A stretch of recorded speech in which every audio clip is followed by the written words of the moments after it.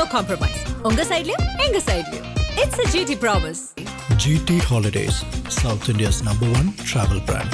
உங்கள் தங்க நகையை அதிக விலைக்கு விற்கவும் மற்றும் அடகில் இருக்கும் தங்க நகையை மீட்டெடுத்து அதிக விலைக்கு விற்கவும் உடனே அணுகவும். Prime Gold Hub 9840551787. உங்க பிடிவாதத்தினால இபிஎஸ் தலைமைக்கு அந்த 6 வருடங்கள் 5 வருடங்கள்ல நிறைய பேர் சும்மா லிஸ்டாவே சொல்லலாம் சார். எக்கச்சக்க பேர் எல்லாம் டிஎம்கேக்கு போயிட்டாங்க சார்.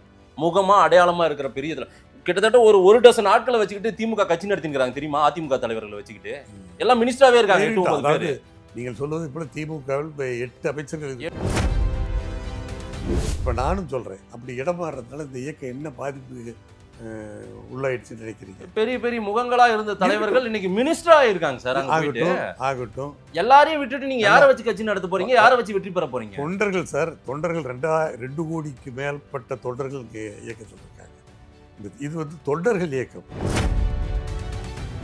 ஏங்க அவர் சந்திக்கவே மறுக்கிறார். அவரோடு நிகழ்ச்சியில பங்கு பெறுவதை தவிர்க்கிறார். பொதுச் செயலாளர் செங்கோட்டையன் தான் தவிர்த்தாரா? இபிஎஸ் தவிர்த்தாரா?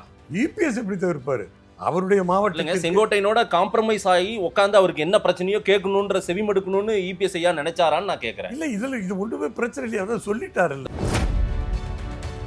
எதற்கும் தயார்னா எதுக்கு தயாரு? இறங்கி வர என்னோட நீங்க சமாதானம் ஆகிறதுக்கான முயற்சிக்கு வாங்கன்றார் அவரு. தலைமை கழகத்தை ஆட்களை வைத்து சேதாரப்படுத்துவது எந்த வகையில் நியாயம்? அதே போல இரட்டை இலையை எதிர்த்து தேர்தல் களத்திலே போட்டியிடுவது எந்த வகையில் நியாயம்? விஜய் வரைக்கும் நேத்து கட்சி ஆரம்பிச்சுட்டு அவர் சொல்றாரு, எம்ஜிஆர் ஆரம்பிச்ச கட்சி இன்னைக்கு என்ன நிலைமையில இருக்கு பாருங்க அப்படின்றாரு. அவருக்கு விஜய் வந்து எங்க இயக்கத்தை வந்து அவர் விமர்சிக்கிறாரு. எம்ஜிஆர் ஆரம்பிச்ச கட்சி இன்னைக்கு எந்த நிலைமையில இருக்குன்றாரு. அவர் வருத்தப்படுறாரு. இல்ல அவர் ஒன்றும் வருத்தப்பட வேண்டிய அவசியமே இல்லை. அவர் கட்சி அவர் பார்க்கட்டும். எடப்பாடியோட ஸ்டாலின் சிறந்தவர்னு போறாங்க சார். அது இந்த இயக்கத்தை நான் சொல்றேன். அதாவது இப்ப திமுக எப்படிப்பட்ட நிலையில் இருக்குன்னா, அதாவது தத்தெடுக்கிற நிலைமையில் இருக்கு. விஜய் மக்கள் இயக்கம் என்று அந்த இயக்கம் நடத்தி கொண்டிருக்கிற போது 2 தேர்தல்களிலே அனைத்து இந்திய அண்ணா திராவிட முன்னேற்ற கழகத்திற்கு ஆதரவு தந்தவர்கள் அந்த இயக்கத்தை சார்ந்தவர்கள். இப்போ நான் வந்து 2009 நாடாளுமன்ற தேர்தல் போட்டியிடுகிறேன், சேலம் நாடாளுமன்ற தேர்தல். அப்பொழுது இதே அந்த விஜய் மக்கள் இயக்கத்தை சார்ந்தவர்கள் எனக்கு தன்னிச்சையாக வாலண்டியராக வந்து ஆதரவு திரட்டினார். ஆதன் தமிழர்களுக்கு வணக்கம். பல்வேறு துறைகளில் ஆக சிறந்த ஆளுமைகளை சந்தித்து நாம் நேர்காணல் எடுத்து வருகிறோம். அந்த வகையில் மீண்டும் நம்மோடு இணைந்திருக்கிறார் அதிமுகவின் மூத்த தலைவரும் முன்னாள் அமைச்சருமான திரு செம்மலை அவர்கள். அவரிடம் கேட்பதற்கு நிறைய இருக்கின்ற வாரங்களோடவே கேட்போம். வணக்கம் செம்மலையே சார். வணக்கம். எப்படி இருக்கீங்க? நல்லா இருக்கேன். ரொம்ப சந்தோஷம் உங்களை மீண்டும் சந்திப்பதில். புரட்சி தலைவர் எம்ஜிஆர் அவர்கள், அம்மையார் ஜெயலலிதா அவர்கள்கிட்ட இருந்த அந்த அரவணைக்கும் பண்புன்றது திரு எடப்பாடி பழனிசாமி அவர்கள்கிட்ட இருக்கா? ஏன்னா எம்ஜிஆருக்கு எதிராகவே ஆளுநர் மாளிகைக்கு ஓடி போனவர் எஸ்டிஎஸ். அவர் கஷ்டப்படுறாருன்னே அவர் கூப்பிடியா அப்படின்னாரு திரு எம்ஜிஆர் அவர்கள். அதே போல அம்மையார் ஜெயலலிதா திரு முத்துசாமின்னு நினைக்கிறேன், அவர் வந்து மாற்றுக் கட்சிக்கு வேற திமுகவுக்கு மாறுறாருன்னே அவர் கடிதத்துல எழுதி கொடுக்க சொல்லுங்க அவருடைய பிரச்சனை என்னன்றத அப்படின்னு கூட அம்மையார் ஜெயலலிதா சொன்னதாகலாம் செய்திகள் இருக்குது. இப்ப திரு செங்கோட்டையன் நான் கேட்கிறேன், அவர் கொஞ்சம் அதிருப்தியில இருக்காரு. திரு இபிஎஸ் அவர்கள் அரவணைச்சிட்டு போலாமே, அது மாதிரி எல்லாரையும் அரவணைச்சிட்டு எப்ப அவங்க பிரச்சனை என்ன சொல்லுங்க, எங்கிட்ட தான் நேரடியா நானே கூட உங்ககிட்ட நேரடியா உட்காந்து பேசல, நீங்க சொல்லுங்கன்னு அந்த அரவணைப்புக்கு அந்த நிலைக்கு திரு இபிஎஸ் வரமாட்டேன்றாரு. அதாவது ஒரு இயக்கத்திற்கு இழப்பு என்பது இருக்கக்கூடாது. சரி, வரவு தேவைதான். அநேகமாக ஒரு இயக்கத்திலிருந்து ஒருவரை இழந்தால் கூட அது கொஞ்சம் யோசிக்க வேண்டிய விஷயம்தான். நான் ஒத்துக்கொள்ளுகிறேன். நீங்கள் சொன்னதைப் போல புரட்சி தலைவர் எம்ஜிஆர் அவர்கள் காலத்தில் கொஞ்சம் மாறுபட்ட கருத்தோடு இருந்தவர்களை கூட கூப்பிட்டு அரவணைத்து பேசி அதை ஒழுங்குபடுத்தி இருக்கிறார். அதே போல் புரட்சி தலைவர் அம்மா அவர்களும் அதை செய்திருக்கிறார். அமைச்சரவையில இடம் கொடுத்துருக்காங்க. ஆமாம், கொடுத்துருக்காங்க. வாய்ப்பெல்லாம் நிறையா கொடுத்தாங்க. அப்போ அந்த மாதிரி ஒரு சூழ்நிலை அப்போ இருந்தது உண்மைதான். ஆனால் இப்பொழுது இருக்கிற நிலைமை வேறு. அன்றைக்கு புரட்சி தலைவர் எம்ஜிஆர் அவர்கள் அழைத்து பேசி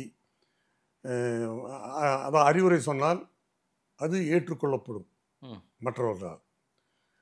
அதே போல் புரட்சி தலைவர் அம்மா அவர்களும் கூப்பிட்டு சமாதானம் செய்தால் ஏற்றுக்கொண்டு தலைமைக்கு கட்டுப்பட்டு நடப்பார்கள். ஆனால் இப்பொழுது தலைமைக்கு கொடுக்க வேண்டிய அந்த உரிய மரியாதையை இது போன்ற பிரச்சனைக்கு உரியவர்கள், அது பிரச்சனைக்கு உள்ளாக்கப்படுபவர்கள் அந்த தலைமையை மதிக்காத நிலைமை தான் இப்பொழுது நிலவி கொண்டு இல்ல தலைமை அரவணைக்கும் பண்போடு இருக்காரா? அரவணைக்கணும் எல்லாரையும். அதில் அதாவது எங்களுடைய புதுச்சேரி எடப்பாடியார் அவர்களை பொறுத்தவரையில் எளிமையானவர், எளிதில் அணுகக்கூடியவர், அதாவது அரவணைக்கக்கூடிய அந்த பண்பு அவருக்கு இருக்கிறது. காரணம், நான் அந்த மாவட்டத்தை சார்ந்தவன் என்ற முறையில் அவரோடு நான் நீண்ட நெடுங்காலம் அரசியல் பயணத்தை அவரோடு இணைந்து செய்து நடத்தி கொண்டிருப்போம் என்ற முறையில் அந்த அரவணைக்கிற பண்பு அவரிடம் இருக்கிறது. இல்லை என்று சொல்லவில்லை. இப்பொழுது கூட நீங்கள் இறங்கி வர மாட்டேன்றார். இல்லை, செங்கோட்டையன் அவருடைய பிரச்சனையை சொன்னீர்கள். செங்கோட்டையன் எடுத்து வைத்த பிரச்சனை என்ன என்பது உங்களுக்கு தெரியும். எல்லாரும் ஒன்று சேரணும், அப்பதான் நம்ம வெற்றி பெற முடியும். இவர் பொதுச் செயலாளராக வந்த பிறகு நம்ம தோல்வி மேல தோல்வியா சந்திச்சிருக்கோம். இல்ல, அவருக்கு ஏன் இந்த அவநம்பிக்கை வருகிறது? இல்ல, நடந்ததை சொல்றேன். இல்ல இல்ல இல்ல, அவர் கண்ணுக்கு முன்னாடி நடந்தது. அதாவது ஒரு அரசியல் இயக்கத்திற்கு வெற்றி தோல்வி சகஜம்தான், அது வந்து ஒரு மாற்றப்பட்ட கருத்து கிடையாது. இப்பொழுது கூட நம்ம ஆளுமை மிக்க கலைஞர் கருணாநிதி அவர்கள் திராவிட முன்னேற்ற கழகத்தை வழிநடத்தி சென்று கொண்டிருந்த போது கிட்டத்தட்ட 10-12 ஆண்டு காலம் அவர் ஆட்சிக்கு வரவே முடியாத ஒரு நிலைமையெல்லாம் இருந்தது புரட்சித் தலைவர் காலத்தில். எனவே அவரை யாரும் அவருடைய திறமையை குறைத்து மதிப்பிடவில்லை. அப்பொழுது அவர் வெற்றி வாய்ப்பை இழந்து தோல்வி கண்ட நேரத்தில் கூட அவர் மீது இப்படிப்பட்ட தாக்குதல் விமர்சனம் இருந்ததில்லை. ஆனால் இப்பொழுது நீங்கள் சொல்லுகிற அந்த பிரச்சனை ஒன்றிணைய வேண்டும் என்று இவர் எப்பொழுது சொல்லுகிறார்? அதாவது முடிந்து போன பிரச்சனையை மீண்டும் இவர் எழுப்ப ஆரம்பிக்கிறார். இல்ல, உங்களோட இருக்கிறவங்க இன்னைக்கு இபிஎஸ் தலைமையை ஏற்றுக்கொண்டு பயணிப்பவர்கள். அவர் பட்டு தான் முரண்பட்டிருக்காரு செங்கோட்டையன். அதுல ஒரு 5 பேர் இன்னமும் இருக்காங்க. நாங்கெல்லாம் ஒன்னாதான் போனோம், உட்காந்து பேசணும்ன்றாரு அவர். இல்ல, அதாவது 5 பேரோடு இவரும் சென்று எடப்பாடியாரிடம் பிரச்சனையை சொல்லி இருக்கிறார்கள். அந்த பிரச்சனைக்கு இவர்கள் இந்த போனவர்கள் சொன்ன கருத்துக்களுக்கு அவர் தெளிவான பதிலை சொல்லிவிட்டார். சொல்லியிருக்கிறார் எடப்பாடியார்கள், பதிலை சொல்லிவிட்டார். ஆக அந்த பதிலை கேட்டு மற்ற 5 பேரும் 5 தலைவர்களும் அக்செப்ட் பண்ணிக்கிட்டாங்க. அந்த பதிலை ஏற்றுக்கொண்டு அமைதியாகிவிட்டார்கள். இவர் மட்டும் அமைதியாக இருந்துவிட்டு இவ்வளவு காலம் கழித்து இந்த பிரச்சனையை மீண்டும் கிளப்புகிறார். எங்களுடைய தரப்பில், அதாவது மாண்பு எடப்பாடியார் அவர்கள் என்ன சொல்லுகிறார் என்று சொன்னால், அதாவது இவர்கள் நீக்கப்பட்டவர்கள், பிரிந்தவர்கள் அல்ல. இல்ல, உங்களால் ஒதுக்கப்பட்டவங்க, புறக்கணிக்கப்பட்டவங்க தானே இவங்கெல்லாம். அதாவது புறக்கணிக்கப்பட்டவர்கள் அல்ல, நாங்கள் யாரையும் புறக்கணிக்கவில்லை. இந்த இயக்கத்தில் தான் அவர்களும் பணியாற்ற, அம்மா அவர்கள் காலகட்டத்திலே கூட அவர்கள் ஒதுக்கி வைக்கப்பட்டிருந்த நிலையில் அவருடைய மறைவுக்கு பிறகு எல்லோரும் இணைந்து செயல்பட வேண்டும் என்றுதான் அவர்களையும் நாங்கள் இயக்கத்திலே இணைத்து பொறுப்புகளை கொடுத்து அவர்களையும் இந்த இயக்கத்தினுடைய வளர்ச்சிக்கு பயன்படுத்தி கொண்டோம். ஆனால் அவர்கள் எடப்பாடியாருடைய தலைமையை ஏற்பதற்கே அவர்கள் தயாராக இல்லை. இல்லை, ஏற்றுக்கொண்டுதான் பயணிக்கிறார். இல்லை, காலமும் ஏற்றுக்கொண்டுதான் இருந்தார் செங்கோட்டையன். இல்லை, இருந்தார். நான் கேட்குறேன், அதாவது தெளிவாக அவர் சொல்லிவிட்டார். அதாவது இயக்கத்திற்கு மாறுபட்ட கருத்து உடையவர்கள் சில பேர் இருக்கிற போது, அல்லது கட்சி விரோத நடவடிக்கையில் ஈடுபடுகிற போது, அல்லது கட்சி கட்டுப்பாட்டை மீறுகிற போது, எங்களுடைய கட்சியினுடைய சட்டத்திட்ட விதிகளின்படி அவர்கள் மீது நடவடிக்கை எடுத்து நீக்கப்பட்ட பிறகு அந்த நீக்கம் கட்சியினுடைய பொதுக்குழுவால் ஏற்றுக்கொள்ளப்பட்டு ஒப்புதல் பெறப்பட்டு அதுக்கு ஒரு முற்றுப்புள்ளி வைத்தாகிவிட்டது. ஆக முற்றுப்புள்ளி வைக்கப்பட்ட அந்த பிரச்சனையை மீண்டும் இவர் எழுப்பியதற்கான காரணம் அவர் சொல்லவில்லை, வெளிப்படையாக சொல்லவில்லை. அதை கூட நீங்கள் சொன்னதைப் போல 5 தலைவரோடு இவரும் போய் பொதுச்செயலரை சந்தித்து எடுத்து சொன்னோம் என்று சொன்னால் அன்றைக்கே அவர் விளக்கம் கொடுத்து அந்த பிரச்சனைக்கு முற்றுப்புள்ளி வைத்து விட்டார். அந்த 5 தலைவர்களும் அவர் சொன்ன அந்த சமாதானத்தை அல்லது சொன்ன கருத்துக்களை ஏற்றுக்கொண்டு அவர்கள் அமைதியாகிவிட்டார்கள். ஆனால் இவர் அப்படி இவ்வளவு காலத்திற்கு பிறகு அது நடந்து எப்பொழுதோ நடந்த சம்பவம். அந்த 5-6 தலைவர்கள் பேசியதாக சொல்லிருக்கிற அந்த சம்பவம். இப்ப தேர்தல் நெருங்குது. அதற்கு தேர்தல் நெருங்குது, இப்பதான் சரிப்படுத்தணும் இதெல்லாம்ன்றாரு. அதற்கு பிறகு இவர் அந்த எழுப்பிய பிரச்சனை எங்கு எழுப்பினார்? தேவர் ஜெயந்தி விழாவுக்கு போயிட்டு இல்ல அதாவது பொது வெளியில பேச அது தவறு இல்லங்க. அவர் முயற்சி செய்து அது நடக்காம போயிருச்சா? இல்ல இபிஎஸ் தரப்புல திரு முத்துசாமி அவர்கள் கடிதமா எழுதி கொடுங்கன்னு அம்மையார் ஜெயலலிதா சொன்னாங்கல்ல, அந்த மாதிரி ஏதாவது திரு செங்கோட்டையனை கன்வின்ஸ் பண்ண ஏதாவது முயற்சி பண்ணாரா இபிஎஸ்? சமாதானப்படுத்த யாராவது தூது விட்டாரா? ஏதாவது தூது விடுறது இல்ல, அவங்க நல்லா நேரடியா தானே பேசிட்டு இருக்காங்க. இல்லையா அந்த ஸ்பேஸ் கிடைக்கல. செங்கோட்டையன் அததான் அதாவது அவர் ஒரு காரணத்தை கற்பிக்கிறாரே தவிர அவர்கள் நல்ல உறவோடு நல்ல பேசிக்கொண்டு கருத்துக்களை பகிர்ந்து கொண்டு, இன்னும் சொல்ல போனால் கட்சி சம்பந்தமாக அந்த மாவட்ட சம்பந்தமாக எல்லாம் பேசிக்கொண்டு தான் இருந்தார். இல்ல அவருக்கான முக்கியத்துவமும் அங்க குறைஞ்சு போச்சுன்றாரு. அதாவது முக்கியத்துவத்தை ஏன் எதிர்பார்க்க வேண்டும்? என்ன முக்கியத்துவம்? திரு செம்மலை அவர்கள் ஒரு முக்கியத்துவத்தை எதிர்பார்ப்பீங்களா கட்சியில? இல்ல அது அவருக்கு பொதுச் செயலாளர் உங்களுக்கான இம்பார்ட்டன்ஸ் அவருக்கு என்ன முக்கியத்துவம் குறைந்து விட்டது? என்ன முக்கியத்துவம் அவர் கொடுக்க? அவர் ஏதோ ஒதுக்கி வைக்கப்படுறது போல, அவரை அவருக்கான ஸ்பேஸ் குறையது போல அவர் ஃபீல் பண்றாரு. இவராகவே நினைத்து கொண்டதுதான். எங்களுடைய பொதுச் செயலர் பொறுத்தவரையில் அவரை தலைமை நிலையத்திலே அமைப்பு செயலராக பதவி கொடுத்து வாய்ப்பு கொடுத்தார். அங்கு மாவட்ட செயலராகவும் இருக்கிறார், சட்டமன்ற உறுப்பாகவும் இருக்கிறார். இது அவர் நெருங்கி பொதுச் செயலரோடு பழகுவதற்கு, பேசுவதற்கு, கருத்துக்களை பரிமாறிக்கொள்வதற்கு இந்த 3 பதவிகள் அவருக்கு இருக்கிறது. இவர் யாரும் அந்நியப்படுத்தவில்லை, யாரும் ஒதுக்கவில்லை. ஆனால் இவர் நீண்ட நாட்களுக்கு பிறகு ஒரு பொது வெளியிலே இந்த பிரச்சனையை எழுப்பியது ஏற்றுக்கொள்ள முடியாது. அது என்னுடைய பொதுச் செயலாளரை வருத்தத்திற்குள்ளாக்கி இருக்கும் நிச்சயமாக. இப்போ எனக்கே அது வருத்தம், ஒரு பொதுவெளியில் பேசியது. அடுத்து சரி, பொதுவெளியில் பேசியதோடு இல்லாமல் தலைமைக்கு கட்டுப்பட்டு இருப்பது தான் ஒரு நிர்வாகி அல்லது ஒரு தொண்டருடைய பொறுப்பு, கடமை. ஆனால் அதையும் மீறி தலைமைக்கே இவர் கெடு விதித்தார். உங்களுக்கே தெரியும், 1 வார காலம் கெடு விதித்தார். அவர்கிட்ட விளக்கம் கேட்டீங்களா நீங்க? ஏதாவது இந்த மாதிரி ஒரு பொதுவெளியில பேசிட்டாரு, ஏதாவது விளக்கம் கேட்டீங்களா? என்ன விளக்கம் கேட்கல? அவர் நீங்க எடுத்ததும் கட்சி பதவியை தூக்குறீங்க, அதுக்கு பிறகு அவருக்கு எம்எல்ஏ இருக்கிறதுனால நீங்க காத்திருந்து அடுத்த ஒரு செயல்பாடு அவர் பண்றோம். அதாவது இப்ப நான் சொல்றது பொதுவெளியில் இப்பிரச்சனையை எழுப்பியது முதல் தவறு இல்லைங்க. அவர் தனிப்பட்ட முறையிலேயே இதை சொல்ல முயற்சி செய்திருக்கார். பல முறை செஞ்சதுக்கு அப்புறம் தான் அவர் வேற எங்க கையறு நிலையில இருக்கும்போது பொதுவெளியில அதுக்கு ஏதோ ஒரு காரணம் இருக்கும். இவர் இந்த பிரச்சனை எழுப்பினதுக்கு ஏதோ ஒரு காரணம் இருக்கும் என்றுதான் நான் கருதுகிறேன். இன்னும் சொல்ல போனா அவர் கெடு விதித்து இவ்வளவுக்கு பிறகும் தலைமைக்கு கட்டுப்படாமல் பொதுவெளியில் பேசி கெடு விதித்து அந்த நிலைமைக்கு பிறகு கூட அவர் மீது கடுமையான நடவடிக்கை பொதுச்செயலாளர் எடுக்கவில்லை, பொறுப்பிலிருந்து தான் நீக்கினார். அப்போ அவருக்கு மீண்டும் ஒரு வாய்ப்பு கொடுத்ததாகத்தான் அர்த்தம். அதற்கு வாய்ப்புன்னா எப்படி அவரை சமாதானப்படுத்தி அவர் இபிஎஸ் ஐயாவையும் அவரையும் உட்கார வச்சு பேசுறதுக்கான முயற்சியை நீங்களாம் எடுத்துருக்கலாம்ல? அவர் தான் அவர் சந்திக்கவே மறுக்கிறார், அவரோடு நிகழ்ச்சியில பங்கு பெறுவதை தவிர்க்கிறார். பொதுச் செயலாளர் செங்கோட்டையன் தான் தவிர்த்தாரா, இபிஎஸ் தவிர்த்தாரா? இபிஎஸ் எப்படி தவிர்ப்பாரு? அவருடைய மாவட்ட செங்கோட்டையனோட காம்ப்ரமைஸ் ஆகி உட்காந்து அவருக்கு என்ன பிரச்சனையோ கேட்கணுன்ற செவிமடுக்கணும்னு இபிஎஸ் ஐயா நினைச்சாரான்னு நான் கேட்கறேன். இது ஒன்றுமே பிரச்சனை இல்லையா? அதான் சொல்லிட்டாரு. இல்ல அவர் ஏதோ அதிருப்தியில இருக்காரு இல்லைங்க, அந்த அதிருப்தியை சரிப்படுத்த வேண்டியதுதானே தலைமை அதை செஞ்சிருக்கலாம். என்னப்பா உன் பிரச்சனை? அதாவது அதிருப்தி ஏற்படுகிற அளவிற்கு பொதுச் செயலாளர் எதுவும் அவருக்கு குறை வைக்கவில்லை.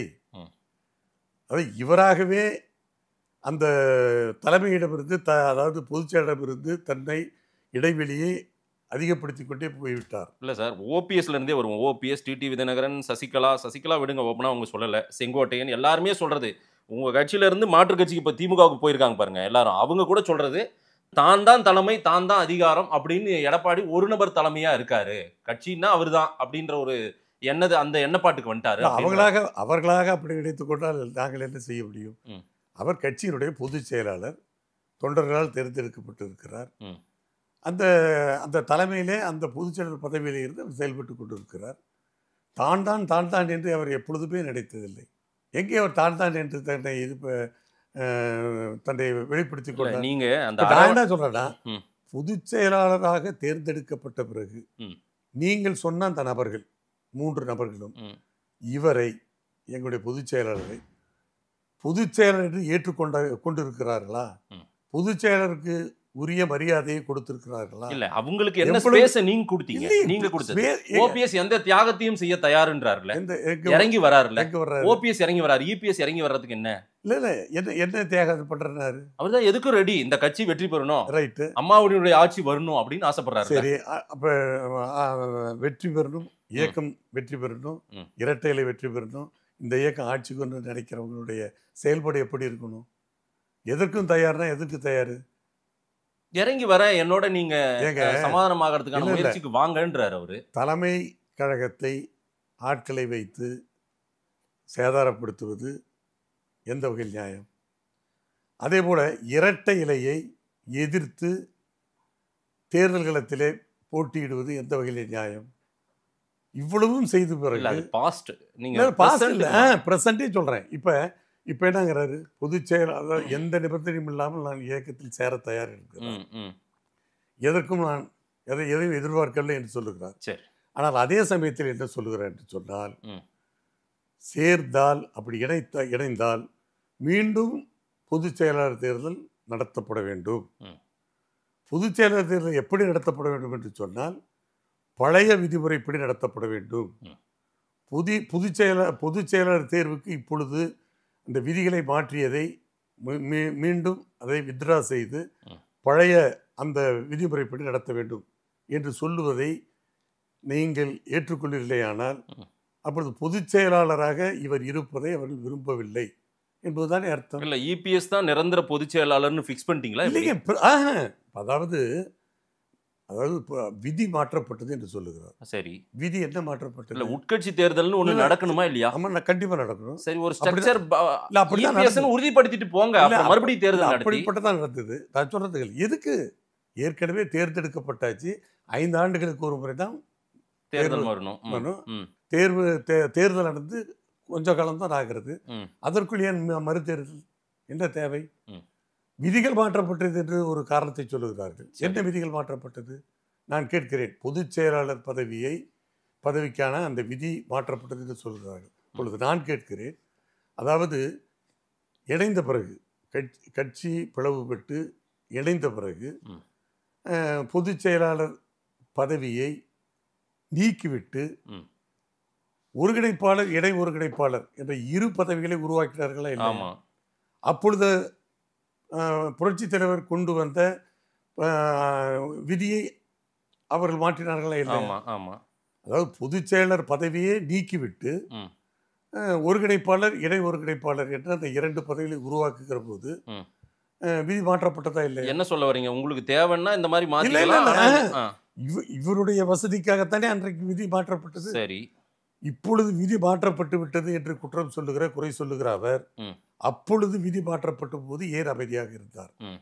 அப்பொழுது தனக்கு ஒருங்கிணைப்பாளர் பதவி கிடைக்கிறது என்பதற்காகத்தானே அவர் அமைதியாக இருந்தார். சரி, நீங்க இதே ஃபார்முலாவில் பயணிச்சிங்கன்னா வின்னிங் வெற்றி கிடைக்காது, திமுகவை வீழ்த்த முடியாது, அது வீழ்த்துவதற்கான பலத்தோட நீங்க இருக்க முடியாதுன்னு தானே அவங்க எல்லாம் சொல்றாங்க. என்ன இப்ப நான் சொல்றேன், எல்லாரும் ஒண்ணு சேர்ந்துட்டா பலமாயிடுவோன்றாங்க கட்சி.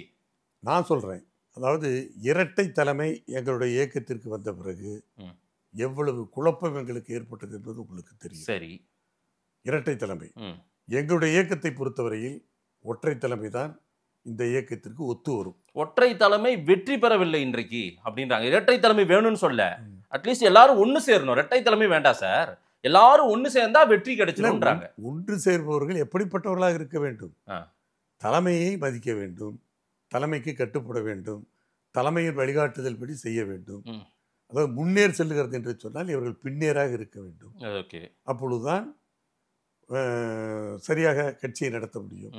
ஆனால் முன்னேற் செல்லுகிற போது இவர்கள் பின்னேறாக செல்லாமல் குறுக்கு சால் ஓட்டுகிற போது இயக்கத்தில் குழப்பம்தான் ஏற்படும், இயக்கத்திற்கு இன்னும் பாதிப்பு தான் ஏற்படும். எனவே ஒத்த கருத்தோடு செயல்பட வேண்டும். உள்ளத்திலே ஒன்று வைத்துக்கொண்டு வெளியிலே ஒன்று பேசிக்கொண்டு ஏதோ இயக்கம் இவர்கள் வந்தால்தான் ஒன்று, அதாவது வெற்றி பெறும் என்ற ஒரு கற்பனையை இவர்கள் வளர்த்து கொண்டு கட்சியிலே குழப்பத்தை ஏற்படுத்துகிற இந்த காரியத்திலே ஈடுபடுகிற போது தான் எங்களால் அதை ஏற்றுக்கொள்ள முடியாத நிலையிலே இருந்தோமே தவிர மற்றபடி இல்லை. நான் சொன்னதை போல இவர்கள் முதலில் பொதுச் செயலாளரை மதிக்கிறார்களா, பொதுச் செயலாளர் பதவியை ஏற்றுக்கொள்ளுகிறார்களா? இப்பொழுது நீங்கள் சொன்னதைப் போல இந்த இயக்கம் வெற்றி பெற வேண்டும், ஆட்சி பிடிக்க வேண்டும் என்று சொன்னால் அதை என்ன செய்ய வேண்டும்? இரட்டையிலே எதிர்க்கக்கூடாது. சரி. பொதுச் செயலாளர் எடுக்கிற நடவடிக்கைகளுக்கு ஒரு ஒத்துழைப்பு கொடுக்க வேண்டும். இப்பொழுது கட்சி பொதுக்குழுவின் முடிவின்படி இவர்கள் நீக்கப்பட்டவர்களாக இருந்தால் கூட இந்த இயக்கம் வெற்றி பெற வேண்டும், ஆட்சியை பிடிக்க வேண்டும் என்று சொன்னால் இவர்கள் சேர்க்கப்படாமலேயே கூட வெளியிலே இருந்து கூட ஆதரவு கொடுப்பதில் என்ன தவறு இருக்கிறது? அதுக்குமே நீங்க இறங்கி வரலன்றதான. அதாவது கட்சியில் இல்ல சார், அவங்களுக்கு ஒரு ஸ்பேஸ் வேணும்ல சார். என்ன ஸ்பேஸ்? எந்த அடையாளத்தோட உங்களை ஆதரிப்பாங்க? அவங்க அதிமுக அடையாளம் தானே அவங்க. ஆமா, அதுதான் நாங்க எங்களுக்கு அடையாளம் வேணும், எங்களுக்கு விசிட்டிங் கார்டு வேணும், எனக்கு என்ன அடையாளம் வேணும்னு கேக்குறாங்க. இப்போ வாக்காளர்கள் இரட்டைலை ஓட்டு போடுறதுல அங்கேயே இது கட்சியில் என்ன இதா கொடுத்துட்டு இல்ல, அவங்களுக்கான ஸ்பேஸையே நீங்க கொடுக்க மாட்டீங்க, உள்ள கூட்ட வர மாட்டீங்க, ஆனா உங்களை ஆதரிக்கணுமா வெளியே இருந்தவங்க? அதாவது கட்சி வெற்றி பெற வேண்டும், இரட்டை இலை வெற்றி பெற வேண்டும் என்று சொன்னால் அந்த இரட்டை இலைக்கு பாதகமாக எதையும் அவர்கள் செய்யக்கூடாது.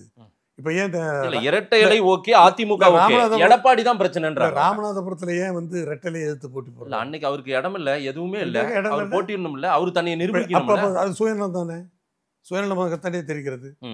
எதுவே எதிர்பார்ப்பு எனக்கு எதுவும் இல்லை, நான் வந்து சாதாரண தொண்டராக இருந்து செயல்படுகிறேன் என்று சொல்லிவிட்டு ஒரு கட்சியிலே ஒரு கட்சியை எதிர்த்து ரெட்டலை எதிர்த்து போட்டியிடுவதை எப்படி நம்ம அவரு இருப்ப தக்க வைக்கணும்ல, அவரு என்னன்ற பலத்தை காட்டணும்ல, அதுக்கு தான் அவர் அந்த முயற்சியை எடுத்தாரு. பலத்தை காட்டுவது கட்சிக்கு எதிராக நின்று காட்டக்கூடாது. இல்ல சார், நீங்களும் அவருக்கு வாய்ப்பு தர மாட்டீங்க, சீட்டு உட்கார்றதுக்கு இடம் கொடுக்க மாட்டீங்க, நிக்கிறதுக்கு எதுவும் ஒரு ஸ்பேஸ் கொடுக்க மாட்டீங்க. அவர் என்ன பண்ணுவாரு? அவரு அதுக்காக தான் அந்த முயற்சி பண்ணாரு. நடவடிக்கை அப்படி இருக்கிற காரணத்தினால்தான் ஏற்றுக்கொள்வதற்கு வாய்ப்பில்லை என்று சார். உங்க பிடிவாதத்தினால என்ன நடக்குது? பிடிவாதமே கிடையாது சார். உங்க பிடிவாதத்தினால இபிஎஸ் தலைமைக்கு அந்த 6 வருடங்கள் 5 வருடங்கள்ல நிறைய பேர் சும்மா லிஸ்டாவே சொல்லலாம் சார், எக்கச்சக்க பேர் எல்லாம் டிஎம்கேக்கு போயிட்டாங்க சார். முகமா அடையாளமா இருக்கிற பெரிய கிட்டத்தட்ட ஒரு டசன் ஆட்களை வச்சுக்கிட்டு திமுக கட்சி நடத்திக்கிறாங்க தெரியுமா? அதிமுக தலைவர்களை வச்சுக்கிட்டு எல்லாம் மினிஸ்டராவே இருக்காங்க. நீங்கள் சொல்வது போல திமுகவில் 8 அமைச்சர்கள் 8-9 அமைச்சர்கள் கிட்ட வந்துட்டாங்க. எல்லாம் அதிமுக முகம் பூரா அங்க போயிட்டு. இல்ல அதாவது குளம் வற்றிய பிறகு குளத்துல தண்ணி இருக்கும், அந்த தண்ணியில மீன் இருக்கும், கொக்கும் நாரையும் அந்த மீன் எப்ப வரும் அதை சாப்பிடலான்னு காத்துக்கிட்டு இருக்கும். சரி. அது வரும்போது சாப்பிட்டுட்டு சுகமா இருந்தது. சரி. அந்த குளம் வற்றி போச்சு. அப்ப என்ன பண்ணும்? பார்த்த பறவைகள் இடம் மாறிடும். சரி. அந்த மாதிரி இந்த வற்றிய குளம் இனிமேல் இங்கே பிரயோஜனம் இல்லை என்று நினைத்து இடமாறியவர்கள் தான் நீங்கள் சொல்லுபவர்கள். அப்ப குளம் வற்றி விட்டதா? அதிமுகன்ற குளம் வற்றி விட்டதா? குளம் வற்றி தான் சொல்லல, அதாவது இவங்க எதிர்பார்ப்பு. குளத்துல தண்ணி இருக்கா இல்லையா? அதிமுகன்ற குளத்துல மீன் இல்ல, மீன் பிடி இவங்க சாப்பிட்ற அளவுக்கு இவங்க திருப்தி படுற அளவுக்கு மீன் இல்லை. அதனால அடுத்தது ஷிஃப்ட் ஆயிட்டாங்க. இல்ல, அந்த குளம் நல்லா செழிப்பா இல்ல, நீர்நிலைகளோடு நிரம்பி இல்ல. அதிமுகன்றது இன்னைக்கு அப்படி கிடையாது, கொஞ்சம் கொஞ்சமா காணாம போயிட்டு இருக்குது. அந்த குளமே காணாம போயிடும் அப்படின்ட்டு தான் நாங்க போறோம், நாங்க தாய் கழகத்துக்கே போறோம்னு போறாங்க எல்லாம். அப்படி சொல்றது தப்பு. தாய் இது கழகம்னா திமுகவில இருந்து பிறந்த குழந்தை தான் அதிமுக. அதெல்லாம் ஒத்துக்கிறேன். திமுக தான் திமுகவால் நீக்கப்பட்ட புரட்சி தலைவர் தான் கட்சியை கண்டாரு. ஆனால் இதே புரட்சி தலைவர் என்ன சொல்லிட்டு வந்தார்? அந்த தாய் கழகத்தை தீய சக்தின்னு சொன்னார். சரி. தாய் கழகம் தீய சக்தின்னு சொன்னார். அப்படி சொன்ன புரட்சி தலைவரை ஒரு தலைவரா, புரட்சி தலைவருடைய பக்தர்களா இருந்து தான் புரட்சி தலைவர் வழி நடத்தி தான் வழிகாட்டுதல் படி தான் இங்கே நடத்திட்டு இருந்தாங்க. இப்போ மீண்டும் போறாங்கன்னா இப்போ தீய சக்தி நல்ல சக்தி ஆயிடுச்சா? இல்ல, அதை விட ஏதோ ஒரு சக்தி இங்கு இப்போ வந்து இருக்காங்க, அது எங்களுக்கு செட் ஆகாது, எங்களுக்கு சரியா போற போக்கு சரியில்லைன்றாங்க. இங்க வந்து ஒன்றும், அதாவது இப்போ வந்து சேவை அரசியல் மாதிரி இப்போ ஆதாய அரசியல் வந்துடுச்சு. இங்கே ஆதாயம் இல்லைன்னு இடம் மாறுறாங்க. நான் சொன்ன மாதிரி குளம் வற்றிய பிறகு இடம் மாறிய பறவைகள் போல தான் அவங்க இடம் மாறி இருக்காங்க. இப்போ நானும் சொல்கிறேன், அப்படி இடம் மாறுறதுனால இந்த இயக்கம் என்ன பாதிப்பு உள்ளாயிடுச்சுன்னு நினைக்கிறீங்க? பெரிய பெரிய முகங்களா இருந்த தலைவர்கள் இன்னைக்கு மினிஸ்டரா இருக்காங்க சார். ஆகட்டும், எல்லாரையும் விட்டுட்டு நீங்க யாரை வச்சு கட்சி நடத்த போறீங்க? யாரை வச்சு வெற்றி பெற போறீங்க? தொண்டர்கள் சார், தொண்டர்கள் 2 கோடிக்கு மேற்பட்ட தொண்டர்கள் இங்கே இயக்கத்தில் இருக்காங்க. இது வந்து தொண்டர்கள் இயக்கம். புரட்சி தலைவரே சொல்லிட்டார், இது வந்து இந்த இயக்கம் தொண்டர்கள் இயக்கம், மக்கள் இயக்கம் அப்படிங்கிற அளவில் தான் இந்த கட்சி வந்து ஒரு பிரதான கட்சியாக தமிழ்நாட்டில் இருக்குது. இது ஒரு மக்கள் இயக்கம், அரசியல் கட்சிங்கிறத விட ஒரு மக்கள் இயக்கம்னே சொல்லலாம். அதே மாதிரி தொண்டர்களால் உருவாக்கப்பட்ட இயக்கம். இந்த திமுகவுக்கு வேறு பார்வை இருக்குது. ஆனால் அதிமுகவை பொறுத்தவரையில் இது சுயம்பாக உருவான இயக்கம். புரட்சித் தலைவர் இந்த கட்சி ஆரம்பிக்கலை. தொண்டர்கள், மக்கள் சுயம்பா சொல்லுவாங்கள்ல, கடவுள் வந்து சாமி வந்து சுயமா உருவாச்சுன்னு. அது மாதிரி இது வந்து தொண்டர்களால் உருவாக்கப்பட்ட அந்த கட்சிக்கு தொண்டர்கள் புரட்சி தலைவரை தலைமை தாங்க சொன்னாங்க. சார், தொண்டர்கள் பலம் உங்க கட்சிக்கு இருக்கு சார், நான் இல்லைன்னு சொல்ல. நான் முதல் கேள்வி கேட்டேன் பார்த்தீங்களா, சோர்வா இருக்கு கட்சின்ட்டு. விஜய் வரைக்கும் நேற்று கட்சி ஆரம்பிச்சுட்டு அவர் சொல்றாரு எம்ஜிஆர் ஆரம்பிச்ச கட்சி இன்னைக்கு என்ன நிலைமையில இருக்கு பாருங்க அப்படின்றாரு. அவருக்கு விஜய் வந்து எங்க இயக்கத்தை வந்து அவர் விமர்சிக்கிறாரு. எம்ஜிஆர் ஆரம்பிச்ச கட்சி இன்னைக்கு எந்த நிலைமையில இருக்குன்றாரு. அவர் வருத்தப்படுறாரு. இல்ல அவர் ஒன்றும் வருத்தப்பட வேண்டிய அவசியமே இல்லை. அவர் கட்சி அவர் பார்க்கட்டும், எங்க கட்சி நல்லா தான் இருக்கு. ஏதோ மோசமான நிலைமையில இருக்குன்றாரு. ஒன்றும் கிடையாது. இப்போ ஒன்றும் இல்லை. நான் ஒரு உதாரணம் சொல்றேன். ஒரு செழிப்பான மரம் இருக்குது. சரி, அந்த மரம் வளர வளர பழுத்த இலைகள் இருக்கும் இல்லைங்களா? அந்த பழுத்த இலைகள் ஒரு 10 கீழே விழுந்துச்சுன்னா அந்த மரம் என்ன செத்து போயிடுச்சு, பட்டு போச்சுன்னு அர்த்தமா? சரி, அப்படி போன உதிரிகள் தான் இப்போ நீங்கள் சொல்கிற ஆட்கள்லாம். புரியுதுங்களா? இந்த இயக்க பற்று இல்லாதவர்கள், அதுவும் இந்த இயக்கத்தின் மீது ஒரு பிடிப்பு இல்லாதவர்கள், ஏதோ ஆதாயத்திற்காக கிளைகள் அவங்கெல்லாம். நீங்க இலைகள்ன்றீங்க, உதிர்ந்த இலைகள்ன்றீங்க, அவங்கெல்லாம் கிளைகள். ஆமா தானே? சரி, அப்படி கொடுத்துடலாம். அந்த மாதிரி கிளைகள்ன்றதுனால தான் அங்க அமைச்சர் பதவியை கொடுத்திருக்காங்க இலைகள்ல. அதாவது இலைகள் உதிரும், அந்த இலைகள் உதிர்ந்தாலும் அந்த மரத்துக்கு பாதிப்பு இல்லை. நான் நீங்க சொன்ன வழியே சொல்றேன். கிளைகள் அவர்கள் கிளைகளாக இருந்தால் கூட ஒரு மரம் வளருகிற போது தேவையற்ற கிளைகளை வெட்டுவதாலோ அல்லது அந்த கிளையை அதாவது இது சொல்லுவாங்க, அதாவது சிறை எடுப்பதுன்னு சொல்லுவாங்க. இந்த மரம் வளர்றதுக்கு சில கிளைகளை வந்து வெட்டுவாங்க. அது வந்து எங்க பக்கம் சிறை எடுத்து அதான் துளிர் விடுறதுக்காக. அப்படி சில கிளைகள் வெட்டப்பட்ட கிளைகளாலும் மரத்துக்கு ஒன்றும் பாதிப்பு இல்லை. அது மாதிரி நீங்க சொல்ற மாதிரி கிளைகளாவே கூட வெளியே போனவங்க எல்லாம் இன்னைக்கு இந்த மரம் பட்டு போயிடுங்க அப்படின்றாங்க. இல்ல பாடாது. நான் உங்க ஸ்டைல்லே சொல்றேன். இல்ல பட்டு போயிடும் இந்த மரம். எல்லாரும் திமுகவுக்கு வந்துருவாங்க பாருங்கன்றாங்க. இப்ப கடைசியா போன நிறைய பேர் திமுக சேர்ந்தவங்க, மனோஜ் பாண்டியன் முதற்கொண்டு நிறைய பேர், எல்லாரும் மைத்ரேயன், எவ்வளவு பேர், அப்பா திரு மருது அழகராஜ், எத்தனை தலைவர்கள் நம்ம லிஸ்ட்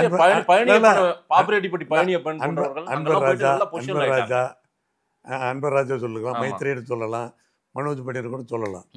ஆனா இப்ப இவங்க போறதால இந்த கிளைகளும் போயிட்டாலும் அந்த மரத்துக்கு ஒன்றும் பாதிப்பு இல்லைன்னு சொல்லுவாங்க. ஏன் அது இல்லைங்க சார், தீய சக்தின்ற ஒரு கட்சி நீங்க வந்து நிறுவிட்டீங்க திமுக, அப்படித்தானே? அப்படிதான் சொல்றீங்க. அதாவது அவங்க எது செஞ்சாலும் தப்புன்னு சொல்லக்கூடிய கட்சி தான் இன்னைக்கு. ஆனா அவங்க அந்த கட்சியை நோக்கி ஓடுறாங்கல்ல இன்னைக்கு. அதாவது இப்படி இந்த தலைமையை விட அந்த தலைமை பெஸ்ட்னு நினைக்கிறாங்களே. எப்படி? அப்ப புரட்சி தலைவருக்கு மாறுபட்ட கருத்துடையவர்களா அவங்க? நீங்க புரட்சி தலைவர் காலத்தை பேசுறீங்க, நான் எடப்பாடி காலத்துக்கு வரேன். இல்ல எடப்பாடியோட ஸ்டாலின் சிறந்தவர்னு போறாங்க சார். அது இந்த இயக்கத்தை நான் சொல்றேன். அதாவது இப்ப திமுக இப்ப எப்படிப்பட்ட நிலையில் இருக்குதுன்னா, அதாவது தத்தெடுக்கிற நிலைமையில் இருக்குது. திமுக தத்தெடுக்கிற நிலைமையில் இருக்குது. இல்ல தவிக்கிறவங்களுக்கு வாழ்க்கை கொடுக்கிற நிலையில இருக்கு. இல்ல இல்ல அதெல்லாம் இல்ல. அதாவது எங்களை பலகீனப்படுத்துவதாக நினைத்து கொண்டு, அதாவது எங்க கிட்ட இருந்து தத்தெடுத்து அந்த குழந்தைய வளர்க்குறதா கூட நீங்க எடுத்துக்கலாம். சரி. ஆனா அப்படி தத்தெடுத்து வளர்க்குற அளவுக்கு அது வீக்காகி போயிடுச்சு அப்படின்னு, திமுக வீக்காகி போயிடுச்சு தான் அப்போ நம்ம எடுத்துக்க முடியும். இப்போ அவங்களுக்கு பதவி கொடுக்குறாங்கன்னா, இப்போ கூட சொல்லிருக்காரு மாண்புக்கு சேகர்பாபு அவர்கள் என்ன சொல்கிறாரு, அதிமுகவிலேருந்து வந்தவர்களுக்கு வாய்ப்பு கொடுக்குறாங்கன்னா அவங்க வந்து திறமைக்காக பரிசு கொடுக்குறாங்க அப்படின்னு அவர் சொல்கிறாரு. நான் கேட்குறேன், அப்போ அதிமுகவிலேருந்து போனவங்க மட்டும்தான் திறமையானவர்களா? அப்போ திமுகவில் இருக்கிறவங்கெல்லாம் திறமையற்றவர்கள்னு அவரே ஒத்துக்கிறாரா? அது வந்து திமுக அங்கே இருக்கிற முன்னோடிகள், திமுக முன்னோடிகள் வந்து இப்போ திரு சேகர்பாபு கருத்தை ஏற்றுக்கிறாங்களா? இப்போ நானே கேட்குறேன், அப்படி வந்து திறமையானவர்கள் தான் அந்த இயக்கத்தில் எனக்கு தெரிஞ்சு நான் பார்த்த வகையில் ஒரு திறமையான அமைச்சர் பழனிவேல் தியாகராஜன். நேர்மையானவர். நல்ல பாயிண்ட்டுக்கு வந்தீங்க. என்கிட்ட பழனிவேல் தியாகராஜனை பற்றி ஒரு கேள்வியே இருக்கு. நேர்மையானவர், திறமையானவர். ஏன் அவரை திறமையை பயன்படுத்திக்க மாட்டேங்கிறீங்க? இல்லை, பழனிவேல் தியாகராஜன் ஏன் பயன்படுத்த இல்ல மாட்டேங்குது? பிடிஆர் இப்போ வரைக்கும் இந்த அரசாங்கத்துக்கு எதிரான சில கருத்துக்களை கூட பேசுறாரு. எங்கிட்ட நிதி இல்லைங்க, நிதி இருக்கிற மினிஸ்டர் கிட்ட போய் கேளுங்கன்னு சொன்னாரா சட்டசபையில? ஆமா. நடந்ததா? இன்னொன்னு, அதிகாரி ஒருத்தர் கடிந்து கொண்டாரு. நம்ம எதிர்க்கட்சியா இருக்கும்போது கூட என்னால செய்ய முடிஞ்சது, ஆளுங்கட்சியா செய்ய முடியலன்னு சொன்னாரா? ஆமா. இதெல்லாம் இந்த அரசாங்கத்துக்கு எதிராகவே முதலமைச்சரே கேள்வி கேட்கிற கணக்கு இதெல்லாம். ஆனாலும் திரு ஸ்டாலின் அவர்கள் எவ்வளவு அழகா அரவணைக்கிறார் அவரை, பிடிஆர். அவர் கட்சியில இருந்து நீக்கலையே, எதிர்க்கலையே. ஆனா நீங்க அப்படி கிடையாது. உங்களுக்கு எதிராக ஏதாவது ஒரு கருத்து சொல்லிட்டா உடனே நீக்கிறது, உடனே அவரை ஒதுக்கி வைக்கிறது, இந்த வேலையை பண்றீங்களா நீங்க? அதாவது நீக்கி போடுறது கூட ஒரு வகையில ஏத்துக்கலாம். ஆனா இருக்க வச்சுக்கிட்டே அசிங்கப்படுத்துறது அதை விட ரொம்ப அசிங்கம். அவரை வருத்தப்பட வைக்கிறாங்களா? அசிங்கப்பட வைக்கிறாங்க. ஆமா, பின்ன ஏங்க அவர் வந்து ஆனாலும் உங்க முகாமையெல்லாம் அவர் வந்து எவ்வளவு திறமையானவர், அவருடைய செயல்பாடு எப்படி இருந்தது. அவர் வந்து ஒரு கிரேட் எக்கனாமிக்ஸ் நிதி அமைச்சரா தன்னுடைய இதை நல்ல பர்ஃபார்ம் பண்ணார். சரி. ஆனா அவர் இன்னைக்கு அவர் இருக்கிற இடம் எங்க இருக்கு? அவர் இந்த திமுக பயன்படுத்தி நீங்க ஒரு கொக்கி போட்டு பாக்குறீங்க. இத்தனை பேர் போயிட்டாங்க, நம்ம ஒரு கொக்கி போடலாம். இப்ப நாங்கெல்லாம் அப்படி வாடகைக்கு ஆள் பிடிக்கிற கட்சி எங்களுது இல்லை. இருக்கிறத வச்சே நாங்க இந்த கட்சியை நல்லா வளர்க்க முடியும், கொண்டு போக. இல்ல சார், நான் ஓப்பனா நான் சொல்றேன், எடப்பாடி சிறந்த தலைமை அப்படின்னு இந்த 6 வருஷத்துல மாற்று கட்சியில இருந்து வாங்க அப்படின்னு முகம் தெரிந்த பெரிய ஃபேமஸ் லீடர்ஸ் யாராவது வந்து கட்சியில சேர்ந்திருக்காங்களா? சொல்லுங்க. யாருங்க? சரி, குறை சொல்றவங்க யார் இருக்காங்க சொல்லுங்க. இப்ப எங்க கட்சியிலிருந்து போனவங்களை தவிர நீ மாற்று கட்சியில் இருக்கிறவங்க கூட எடப்பாடியாரை இந்த 4.5 ஆண்டு கால முதலமைச்சருடைய அவர் முதலமைச்சராக இருந்து ஆட்சி புரிந்ததை யாராவது குறை சொல்றாங்களா? சொல்லுங்க. சொல்ல மாட்டாங்க. இல்ல, ஆனா அவர் தலைமையை ஏற்றுக்கொண்டு வரலையே யாரும். இல்ல, வரணுங்கிற அவசியம் இல்லை. எங்களுக்கு வந்து அதான், நாங்க வந்து வாடகைக்கு ஆள் பிடிக்கிற அளவுக்கு எங்களுக்கு தேவையில்லை. இந்த இயக்கத்துக்கு ஆட்கள்லாம் தேவையில்லை. சரி. அதாவது அவருடைய தலைமையை ஏற்றுட்டு வரணுங்கிற அவசியம் இல்லை. ஏன்னா ஒரு கட்சியிலேருந்து எப்படி இன்னொரு கட்சிக்கு வருவாங்க? இந்த உங்க கட்சியிலேருந்து நிறைய பேர் போறாங்களே. யாரு? அதான் எப்படிப்பட்டவங்களும் அவங்க பார்த்துக்க, நீங்களே பார்த்துக்க. அப்போ வந்து இந்த இயக்கப்பட்டு இல்லாதவங்க, கட்சி தலைமைக்கு மரியாதை கொடுக்காதவங்க, கட்சி தலைமையை ஏற்றுக்காதவங்க, தங்களை பெரிய பெரிய ஆட்களாக நடித்து கொண்டு அப்படி தான் அவங்க போயிட்டு இருக்காங்களோ ஒழிய எங்களுடைய தலைமை வந்து யாரையும் வாண்டனா அல்லது அவங்கள வந்து வெளியேற்றலை. அவங்களா வெளியேறாங்கன்னா நான் தான் சொல்கிறேன், இது வந்து ஒரு ஆதாயத்தை தேடி, ஆதாய அரசியலை தேடி இன்றைக்கு அவங்க போயிட்டுருக்காங்கன்னு தான் சொல்ல முடியும். சரி. இப்போ சில பேர் நீங்கள் வந்து யாரும் தலைமையை ஏற்றுக்கிட்டு வரல அப்படின்னா இன்னைக்கு பல கட்சிகள் உருவாயிடுச்சு. பல கட்சிகள், சின்ன கட்சி பெரிய கட்சி, அவங்கவுங்க இன்றைக்கி தலைவர்கள் ஆகிட்டாங்க. ஒரு கட்சி லேபிளில் உட்காந்துக்கிட்டு தங்களை அடையாளப்படுத்திக்கிறாங்க. இன்றைக்கி அந்த கட்சிகளை கூட இப்போ கூட நீங்கள் சொல்கிறீங்க, மற்றவங்களும் சொல்கிறாங்க, ஏன் கூட்டணிக்கு உங்களுக்கு ஆட்கள் வரமாட்டாங்க வரல அப்படிலாம். ஆனால் நீங்கள் ரொம்ப காத்திருக்கீங்க போல தெரியும், யாராவது வருவாங்களா அப்படின்ற மாதிரி. இப்போ இருக்கிற ஏன் அப்படி ஆகி போச்சு அதிமுக? இல்லைங்க மதேஷ், இப்போ இருக்கிற கூட்டணி, அதாவது அனைத்து அண்ணா திராவிட முன்னேற்ற கழக தலைமையிலே இருக்கிற பிஜேபி ஒரு தேசிய கட்சி, அது உள்ளடக்கிய மற்ற சிறு கட்சிகள் நிறைய இருக்குது. இந்த கூட்டணி பலமே எங்களுக்கு ஆட்சியை பிடிக்கிற அளவுக்கு இது போதுமானதாக இல்லை சார். இன்னும் பலப்படணும் இல்லை, எதிரில் எப்படி இருக்காங்க, அதுக்காக நாங்கள் காத்திருக்கிறோம். 2019 ஒரு பெரிய அணி அவங்க வச்சுட்டு. அதுதான் அதுக்காக சில, அதாவது திராவிட முன்னேற்ற கழக ஆட்சிக்கு எதிரான மனநிலையில் இருக்கிற கட்சிகள் சில கட்சிகள் இருக்கிறது. அவர்கள் வருவார்கள் என்று நாங்கள் எதிர்பார்க்கிறோம், அதற்காக காத்திருக்கிறோம்.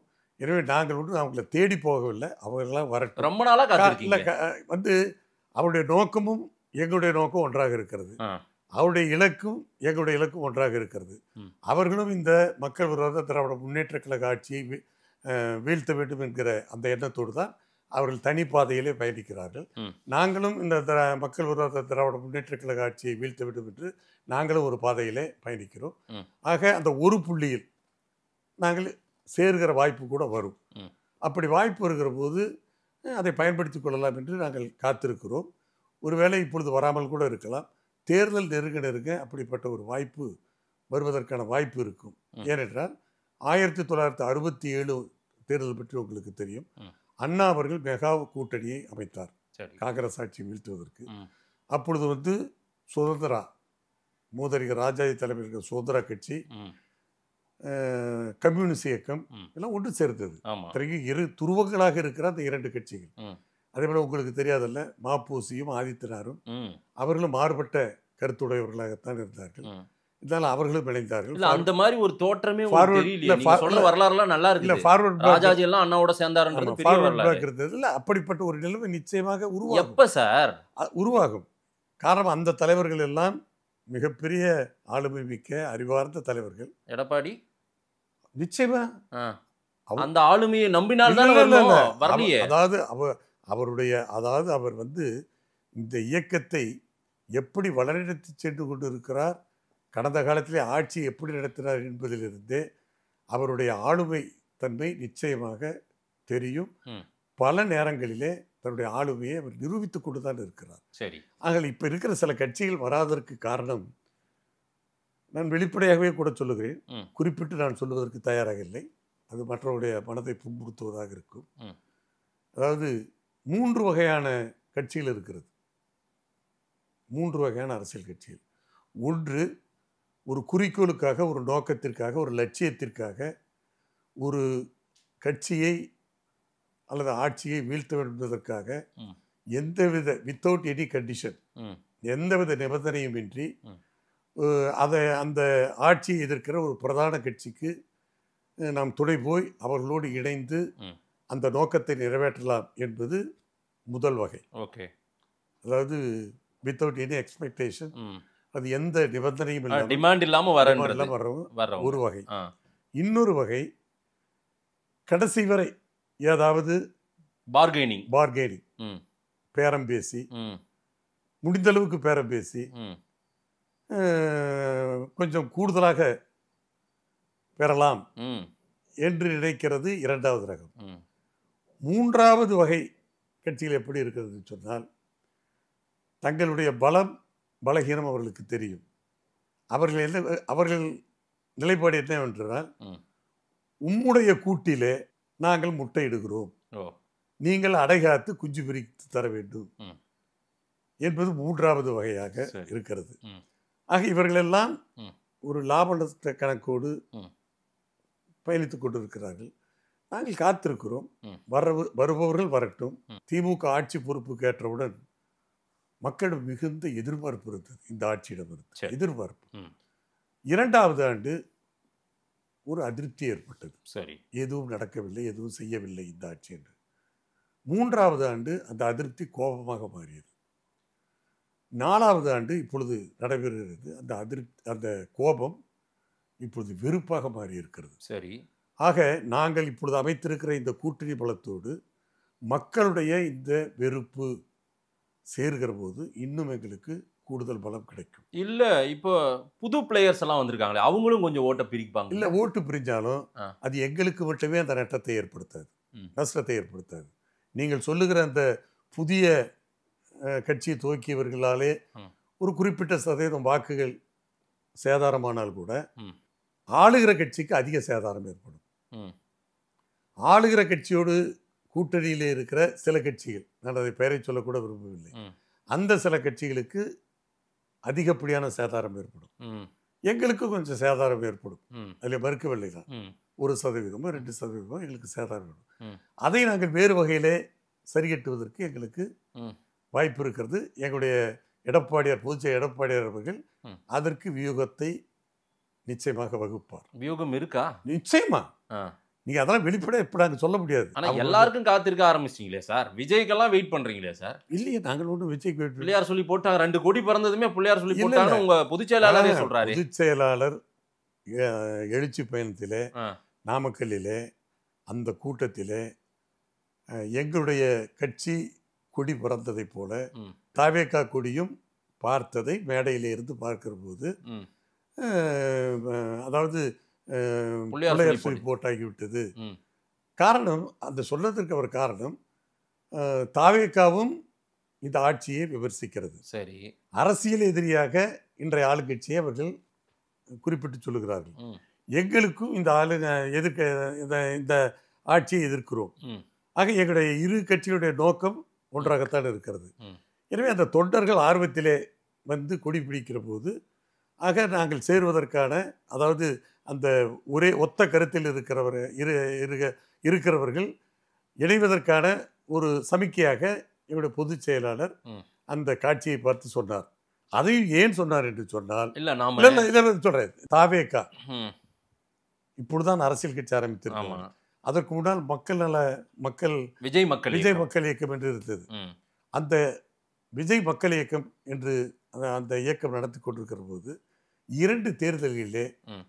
அனைத்து இந்திய அண்ணா திராவிட முன்னேற்ற கழகத்திற்கு ஆதரவு தந்தவர்கள் அந்த இயக்கத்தை சார்ந்தவர்கள். ஓகே இப்போ நான் 2009 நாடாளுமன்ற தேர்தல் போட்டியிடுகிறேன், ம், சேலம் நாடாளுமன்ற தொகுதியில்.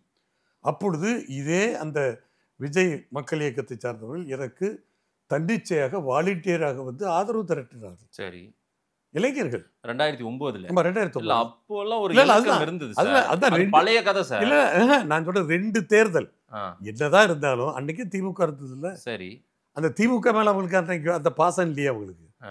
எங்க மேல தானே அந்த பாசம் காட்டினாங்க. இல்ல அது அன்னைக்கு பாசம், இன்னைக்கு இல்ல இன்றைக்கும் எங்களை இப்ப தாவேகா தலைவரில் இருந்து ஆ. அந்த தொண்டர்கள் வரை ஆ. திமுகவை தான் எதிர்க்கிறார்களே தவிர ஆ. எங்களை பற்றி ஏதாவது விமர்சனம் இத செய்கிறார்கள் சொல்லிட்டாங்களே எம்ஜிஆர் கட்சி என்ன நிலைமையில இருக்குன்னுட்டாங்களே, அதுவே அது பெரிய விமர்சனம் இல்ல இல்ல? இல்ல அதெல்லாம் அப்படி இல்லை. ஆ, அதாவது அவங்க என்ன சொல்றாங்கன்னா நீங்க ட்விஸ்ட் பண்ண வேண்டாம். தாவேகா தலைவர் சொன்னது பிஜேபியோடு வைத்திருக்கிற உறவைத்தான் சொன்னாரே தவிர சரி. எங்களை அவர் குறைத்து பிஜேபியால நமக்கு லாபமா நட்டமா பாருங்க. அதிமுகவுக்கு இன்றைய நிலையில் எங்களுக்கு லாபம் இன்றைய நிலையில்? நிச்சயமா நேத்திக்கு நட்டமா தான் இருந்துச்சு. இல்ல அதனால நட்டம் என்று சொல்லித்தான் நாங்கள் அந்த அவருடைய நட்பை துண்டிச்சு. நட்பை துண்டித்தோம். ம், இப்பொழுது எங்களுக்கு லாபமாக தெரிவதால் நாங்கள் அந்த உறவை புதுப்பித்துக் கொண்டோம். சரி சரி. உறவை புதுப்பிச்சிருக்கோம். ஆ, வீழ்த்த முடியுமா திமுகவை 26? நிச்சயமா ஆ? நிச்சயமா தான் நான் இது சொல்றேன். இந்த அலைன்ஸே போதும். இந்த அலையன்ஸே ஆ. ஆட்சி அமைப்பதற்கு வெற்றி பெறுவதற்கு ம். திமுகவை வீழ்த்துவதற்கு ம். போதுமானதாக இருக்கிறது. ம், இன்னும் சில கட்சிகள் வரக்கூடிய வாய்ப்பு இருக்கிறது. அப்படி வருகிற போது நான் சொன்னதை போல இந்த எப்படி ஒரு திமுக வந்து நாங்கள் இன்டாக்டாக இருக்கிற மாதிரி ம். எங்களுக்கு இப்போ இருக்கிற கூட்டணி வெற்றி பெறுகிற அளவுக்கு இருந்தாலும் ம். இந்த மக்களுடைய இந்த ஆட்சியின் மீது இருக்க வெறுப்பு எங்களுக்கு ப்ளஸ் ஆகுது. ம். எங்களுக்கு அது கூடுதல் பலம். அதிமுக மீதான ஒரு பார்வையை என்ன வச்சிருக்காங்களோ அதை தான் நான் கேள்வியா வச்சிருக்கேன். நீங்க பதில் சொல்லியிருக்கீங்க. மக்கள் என்ன சொல்றாங்கன்னு பார்க்கலாம். நேரம் கொடுத்து பேசியமைக்கு நன்றி செம்மலை ஐயா. நன்றி ஐயா.